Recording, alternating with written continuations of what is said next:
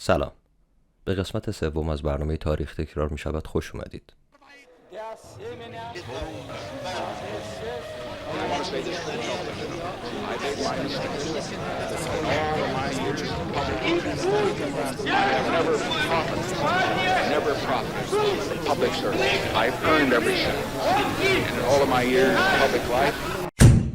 تاریخ تکرار می شود. از حمایتتون نسبت به 2 ویدیوی قبلی بی‌نهایت تشکر میکنم. کاملا مشخصه که آنچه که در طول سال گذشته اتفاق افتاده ما ایرانی ها رو برای دانستن آنچه که قبلتر اتفاق افتاده و کنجکاوی نسبت به آنچه که قراره برامون اتفاق بیفته حساس تر کرده. این ما رو خوشحال میکنه و در این حال مسئولیت سنگین تری رو متوجه ما میکنه. و اما در قسمت سوم به سراغ کتاب خودآموز دیکتاتورها رفتیم. نوشته رندال وود و کارمین دولوکا، ترجمه بی‌نظیر دیگه‌ای از جناب آقای بیژن اشتری. این کتاب با لحنی بسیار سرخوشانه و طنازانه خطاب با دیکتاتورهای بالقوه، بالفعل یا بالفطره نوشته شده برای اینکه بتونن مدت زمان بیشتری بر حکومت دیکتاتوریشون پافشاری بکنند و شاید دیکتاتورهای بهتری باشند. این لحن سرخوشانه ممکنه بعضی از دوستان رو در طول دیدن این اپیزودها دچار سوء تفاهم بکنه. برای همین مقدمه‌ای که جناب آقای بیژن اشتری نوشتن در ابتدای کتاب رو براتون میخونم. شاید این سوء تفاهم‌های هنوز پیش نیامده یا پیش نیاد یا برطرف بشه.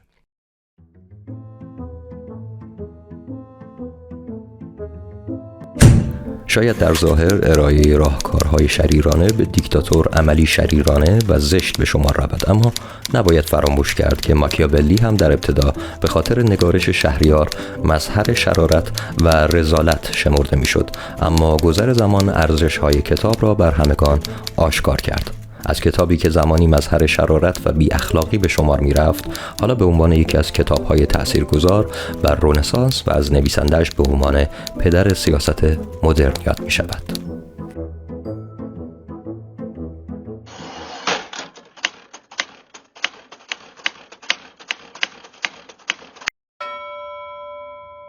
دیکتاتور همیشه کلمه اهانتباری نبوده است. قدمت این کلمه به جمهوری روم برمیگردد و مراد از آن اعطای قدرت سیاسی و نظامی قانونا مشروع به فردی مشخص برای یک دوره زمانی محدود به منظور انجام کاری خاص است. کوینتوس فابیوس ماکسیموس وروکوسوس، رهبر رومی، نمونه چندان مشهوری نیست. سنای روم این سردار و سیاستمدار را که به کنکتاتور معروف بود به عنوان دیکتاتور معرفی کرد. سنا به او اجازه دیکته کردن فرمانهایش را داد، اما موقعی که جنگ روم و کارتاژ به پایان رسید و مأموریت ویژه کنکتاتور با موفقیت انجام شد، او استعفا داد و کم و بیش به زندگی سیاسی معمولی بازگشت. عجب آدم ناشی و بی‌عرضه‌ای. سالها بعد، اواخر عمر جمهوری روم، جولیوس سزار این روش را با شدت بیشتری در پیش گرفت و آن را به چیزی تبدیل کرد که بسیار شبیه دیکتاتوری‌های امروز است. جولیوس سزار در 44 قبل از میلاد خودش را دیکتاتور مادام العمر اعلام کرد. قرنها از آن زمان گذشته، اما روش‌های آگوستوس سزار همچنان کارآمد است و تنها چیزی که تغییر کرده نحوه اجرای تئوری است که هر کاربری باید آن را به نحوی متفاوت از دیگری اجرا کند. در ادامه روش‌هایی را به تو می‌آموزیم که اگر به خوبی آنها را درک و اجرا کنی می‌توانی یگانه حاکم کشورت باشی و دنیا را بر وفق مرادت بچرخانی. به قدرت رسیدن از طریق خانواده‌ات. اولین دستور کاریت این است که در نوک قله قدرت مستقر شوی و آسانترین راه برای این کار همان شیوه و مدل قدیمی است: به ارث بردن قدرت از پدر پیرت. پدرت در اواخر دوران حیاتش باید همه رقبای احتمالیت را سرکوب کند و موانع را از سر راهت بردارد. خودت هم باید قوه استدلالت را تقویت کنی و برای همگان روشن کنی که دودمان تو دارای یک حق ژنتیکی و چه بسا الهی برای حکومت است.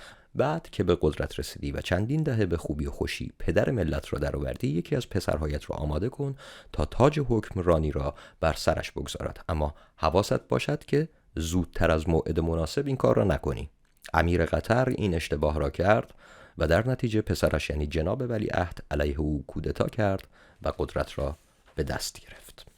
انتخابات. اگر بتوانی از طریق انتخابات به قدرت برسی، فواید و امتیازات فراوانی برایت دارد.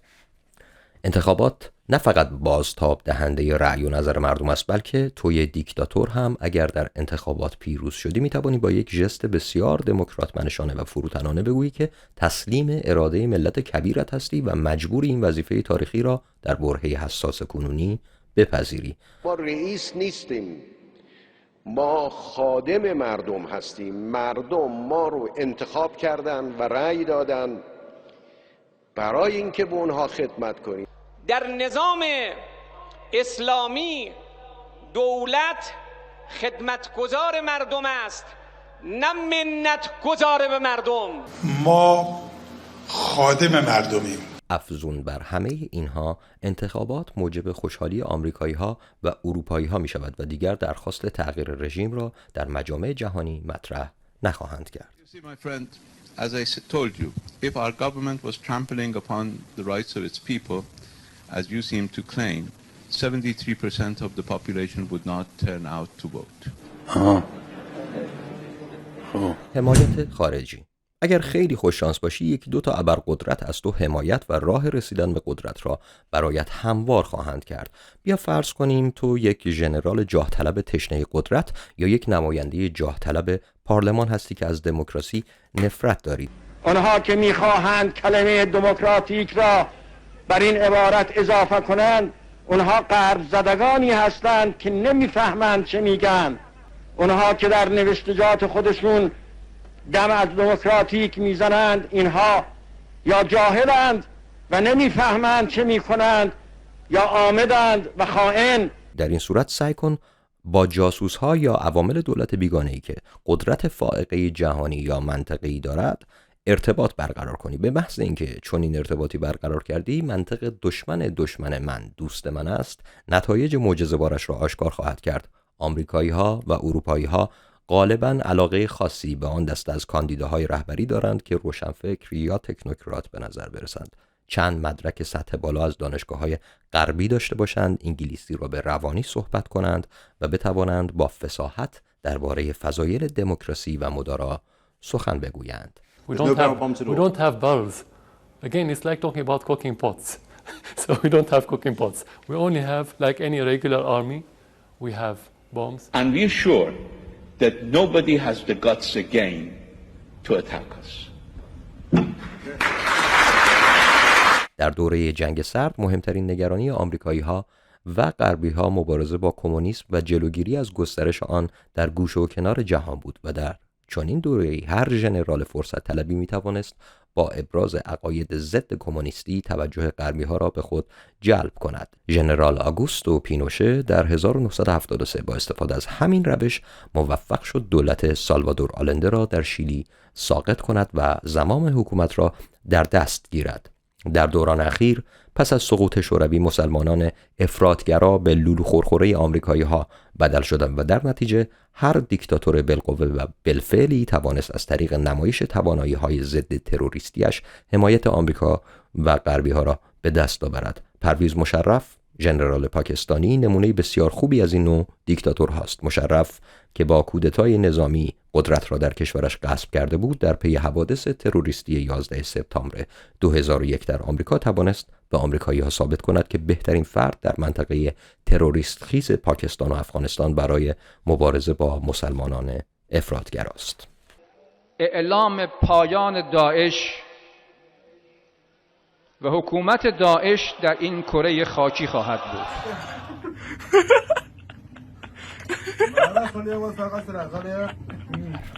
به وسیله حزب. بعضی‌ها فکر می‌کنند تنها راه به قدرت رسیدن اسلحه به دست گرفتن، جنگ چریکی و کشته و مجروح دادن است، اما این راه مدت هاست کنار گذاشته شده است. تو حالا به جای اینکه در سنگرهای گلالود پرسه بزنی، می‌توانی در سالن‌های چند هزار نفری برای اعضای حزبت که همگی پیراهن‌های سفید تمیز اتو کشیده به تن دارند سخنرانی کنی و یواش یواش به هدف اصلیت، یعنی رسیدن به رأس حزب و سپس تصاحب قدرت سیاسی برسی.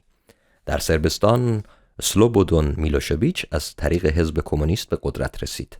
ایوان استانبولیچ، دوست و همکلاسی سابق میلوشویچ و رهبر حزب کمونیست صربستان، در 1984 میلوشویچ را دوستش رو به ریاست حزب کمونیست در بلگراد منصوب کرد. در 1987 میلوشویچ با سر و صدای بسیار استامبولیچ را متهم به در پیش گرفتن سیاست‌های کمونیست ستیزانه و سرب ستیزانه کرد. استامبولیچ بیچاره مجبور شد در 8 جلسه پیاپی کمیته مرکزی که یکی از آنها 30 ساعت طول کشید و به صورت زنده از تلویزیون سراسری پخش شد، از خود دفاع کند. سرانجام استامبولیچ زیر فشارهای طاقت فرسای میلوشویچ و رفقایش مجبور به کناره‌گیری از منصب ریاست جمهوری شد. 1 سال بعد میلوشویچ رئیس جمهور صربستان شد. استامبولیچ هم در سال 2000 در حادثه مشکوکی کشته شد. بعدها معلوم شد که دستور قتل او را میلوشویچ صادر کرده است. من صادق قطب‌زاده‌ام و علت دستگیری من در رابطه با برنامه‌ای بوده که به نام برنامه براندازی است که من سعی می‌کنم همین برنامه رو و انگیزه هاشو و جنبندی که فعلا بهش رسیدیم یکی پس از دیگری عنوان کنم. یک نمونه بسیار بهتر درباره استفاده از حزب برای غصب قدرت آدولف هیتلر است. صعود نجومی هیتلر در 1919 با پیوستن او به حزب قدیمی کارگران آلمان آغاز شد. هیتلر از همان آغاز از غیبت بنیانگذار حزب در گردهمایی مهم حزب در یک سالن آبجوخوری استفاده کرد و خودش را به عنوان چهره اصلی حزب مطرح کرد. هیتلر تا 1921 رهبر اصلی جنبش فاشیستیش شده بود. حزب هیتلر در 1 سال نخست شکلگیریش تعداد اعضای خود را از 30,000 به 100,000 نفر افزایش داد و در 1923 این رقم به 200,000 نفر رسید و این تازه اول کار بود. یک حزب و اون حزب الله، حزب مستضعفین. ما همچنان مستقل هستیم. علیرغم پیشنهاداتی که از 1-2 شبکه تلویزیونی برای واگذاری پخش این برنامه داشتیم، تصمیم گرفتیم امانتدار خوبی برای این اعتماد شما باشیم و همچنان از دریچه همین کانال این برنامه رو تقدیم شما بکنیم. پس همچنان به حمایت شما، به تبلیغ برای دیدن بیشتر این ویدیوها احتیاج داریم. ما رو تنها نگذارید، این کانال رو سابسکرایب کنید و به دوستان دیگرتون هم پیشنهاد بدید.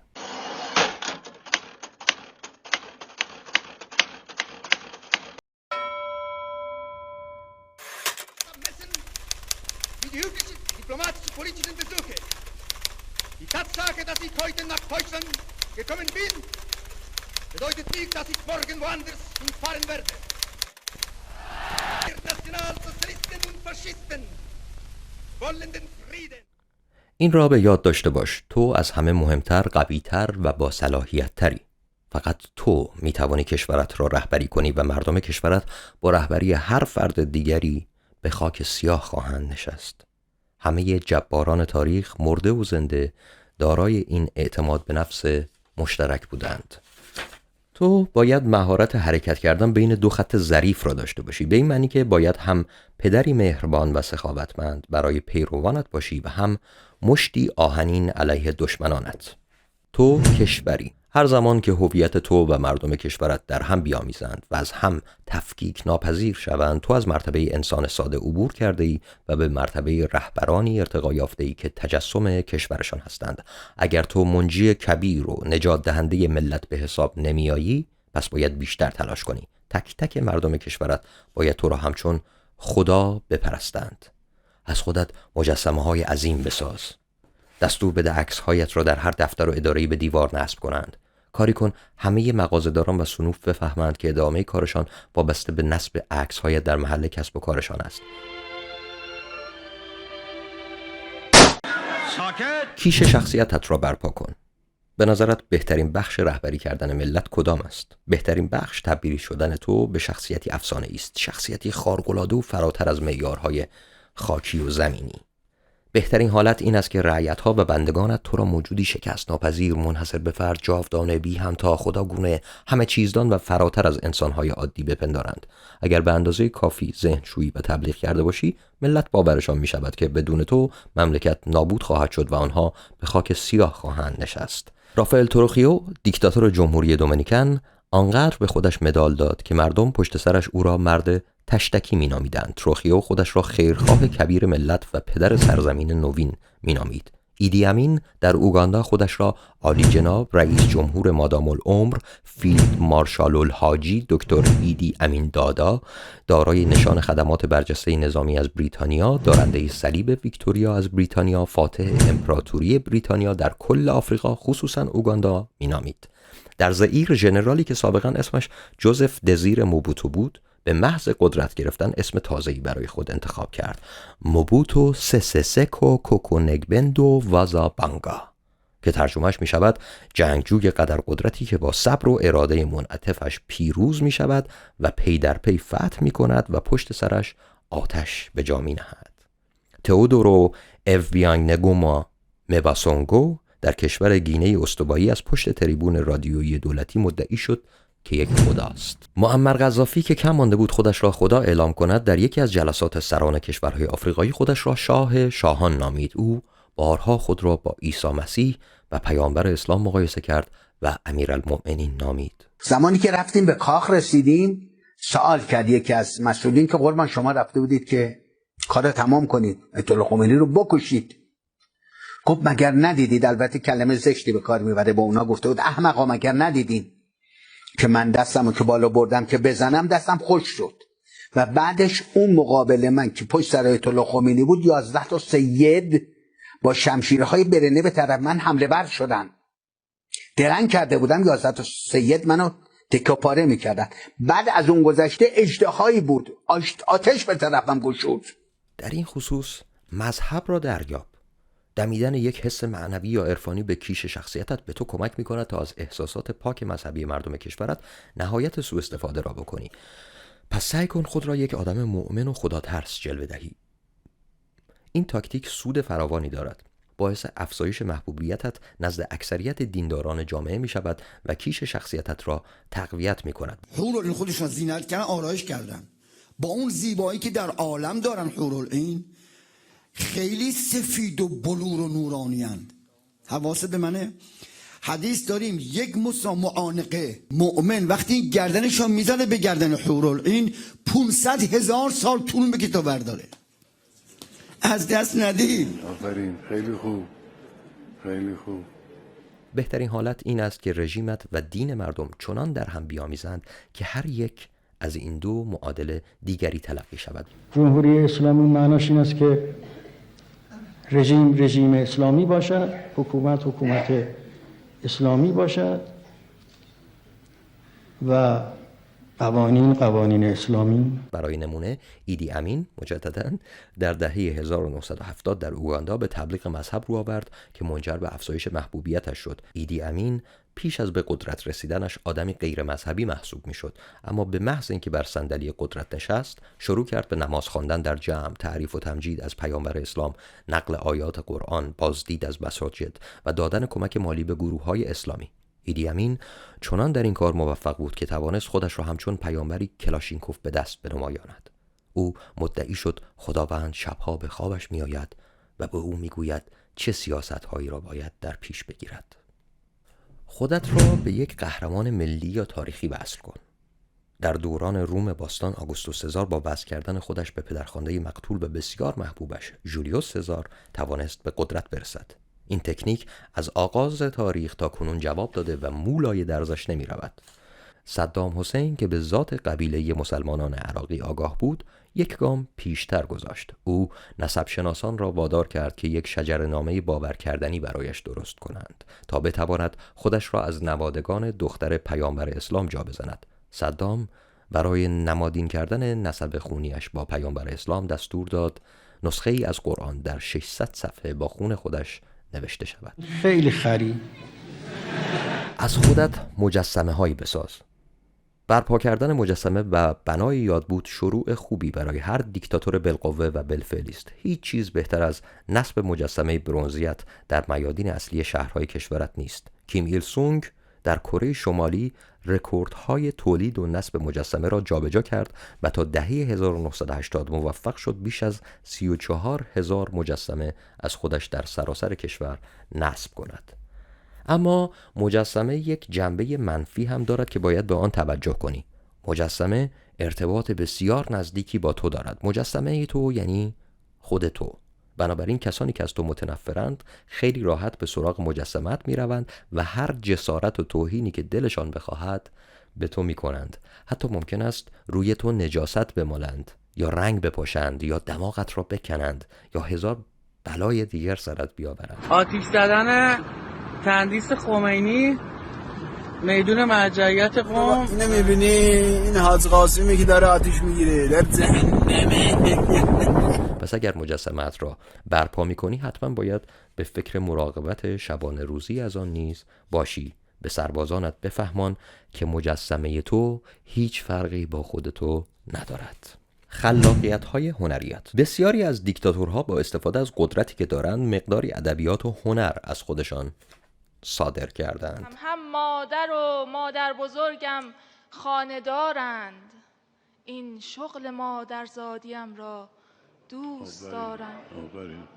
سفر مراد نیازوف، رئیس جمهور مادام العمر سابق ترکمنستان، خودش را نویسنده‌ای ماهر و بی همتا تصور می‌کرد. صدام حسین دیکتاتور عراق در اوقات فراغتش رمان می‌نوشت و گویا موفق شد 2 قصه رمانتیک درباره یک خاورمیانه باشکوه، یک پادشاه و یک دختر رعیت و چیزهای مانند اینها بنویسد. معمر قذافی حاکم لیبی نیز در دوره خود را نویسنده تصور می‌کرد. او 16 داستان کوتاه با نام فرار به جهنم چاپ و منتشر کرد که پر بود از خیالبافی‌های تغزلی، زیادگویی‌های ملال‌آور، کلیشه‌های شرم‌آور و توهم‌های هذیانی که طبیعتاً با میزان مصرف مواد مخدری که ایشون داشته خیلی غیر طبیعی نیست. از زندگی خصوصیت لذت ببر. مردم کشورت حتما پی برده‌اند که کشورشان جای خیلی بدی برای زندگی کردن است. این کشوری است که تو برای آنها ساخته‌ای. جاده‌ها خراب و خطرناک است. خیابان‌ها پر از دستانداز و چاله چوله است. برق مدام قطع می‌شود و آب سالم و قابل شرب در لوله‌ها نیست. هر زمان که باران می‌بارد، آب گرفتگی معابر و نشت فاضلاب پدر مردم را در می‌آورد و ترافیک سنگین پایتخت به چنان کلاف سردرگمی تبدیل می‌شود که مردم گاهی نزدیک صبح به خانه‌هایشان می‌رسند و همه به فکر فرار از کشور هستند. اما تو جناب دیکتاتور مجبور نیستی مثل توده‌های مردم رنج بکشی. سران رژیمت، وزیران، کارگزاران و حامیانت هم مجبور نیستن رنج بکشن. چاپلوسانی که از صبح تا شب منتظرن ببینن جناب عالی چه فرمایشی کرده ای تا آن را بستایند و در ازای این کارشان از صبح تا شب مشغول چاپیدن پول بیت المال هستند نیز نباید رنج بکشند. اینها پایه و اساس حکومتت را تشکیل میدهند. پس باید خوب بخورند، خوب زندگی کنند و از انواع خدمات رایگان آموزشی، درمانی و غیره بهره‌مند باشند. بهترین مدرسه ها، بهترین دانشگاه ها و مجهزترین بیمارستان ها باید آماده خدمتگزاری به خدمتگزارانت باشند. این حق آنهاست. خودم جز کسایی بودم که کلاً با تأسیس مدارس غیر انتفاعی عرض کردم مخالف بودم. اما خودم اومدم مدرسه غیر انتفاعی به عنوان مؤسس. چرا؟ به دلیل اینکه پسرم میخواست سال 6 بره رشته ریاضی بود، بره علوم انسانی. ما دنبال یه مدرسه میگشتیم که نه نظر درس خوب باشه، نظر محیطی سالم باشه. پیدا نکردیم تو تهران. و به خانواده خودت خوب برست. از آنجا که نظام آموزشی کشورت به دلیل کمبود بودجه و ضعف مدیریت وضع افتضاحی دارد، بچه‌ها و نوه‌هایت را برای تحصیل به آمریکا و اروپا بفرست.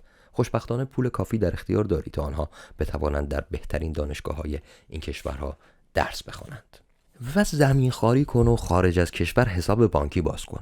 صرف داشتن پول نقد ارضایت نمی کند. پس بهترین کار زمین خاری است. اونجا شهردار وقت اون زمان از اون زمینا به نام همسرش گرفته، برای اینکه شهردار رو لازم داشتن باید باشون همراه میشد. فلان مسئول به نام برادرش، به نام خواهرش گرفته، به نام خانومش گرفته، به نام دختر بچه نمیدونم 1-2 ساله. سوهارتو دیکتاتور اندونزی در دوران حکمرانیش بین 15 تا 35 میلیارد دلار اختلاس کرد. سازمان شفافیت بین الملل ضمن اعلام این مبلغ گفت او فاسدترین رهبر سیاسی جهان است. اما او صدها هزار هکتار زمین را نیز بالا کشید. 2 مورد از زمینخواری‌هایش غصب 100,000 متر مربع از بهترین زمین‌های مرکز پایتخت جاکارتا و تقریباً 40% از کل زمین‌های جزیره تیمور بود. پل بیبا حاکم کامرون نیز متهم است که بیت المال را مال خودش میپندارد. او پولهای مملکت فقیرش را چمدان در قمارخانه‌های شیک فرانسوی میبازد. ولادیمیر پوتین هم تا توانسته برای روز مبادای خودش تهیه و تدارک دیده است. یک تحلیلگر سیاسی روسی مدعی شده پوتین طی دوران ریاست جمهوریش بیش از 40 میلیارد دلار ثروت اندوخته است. و در آخر توی بی همتا هیچ توهینی را تحمل نکن. در روسیه روی کاغذ توهین به رئیس جمهور جرم نیست، اما در عمل هر کس مرتکب این کار شود از کارش اخراج می شود یا حتی ممکن است هدف ضرب و جرح عاملان حکومت قرار گیرد. منو از خاکم بیرونم کردن. حالا شاید بگید چجوری؟ اینطور که هیچی بهم کار نده، حتی فروشندگی، اینکه همیشه یکی دنبالمه اذیتم کنه و اینکه وزارت اطلاعات بعد از آزادیم آخرین بازداشتم که با ضرب و شتم اومدن و در شکوندن. این بلایی بود که سر 2 نفر از صاحبان نشریه کامرسانت روسیه پس از چاپ عکس نامناسبی از ولادیمیر پوتین آمد. لیلیان کیرنی عضو پارلمان زیمبابوه در 2011 پس از اینکه مدعی شد رئیس جمهور کشور رابرت موگابه همجنسگراست دستگیر شد و به زندان افتاد. ژان بدل بوکاسا حاکم کشور جمهوری آفریقای مرکزی یک بار دستور قتل 100 دانش آموز را داد. جرم بچه‌ها این بود که از یونیفرم‌های دوخته شده در کارخانه نساجی متعلق به امپراتور خوششان نیامده و حاضر به خریدن آنها نشده بودند. امپراتور این امتناع را توهین به خودش تلقی کرد و به گارد امپراتوریش دستور داد بچه‌ها را تیرباران کنند.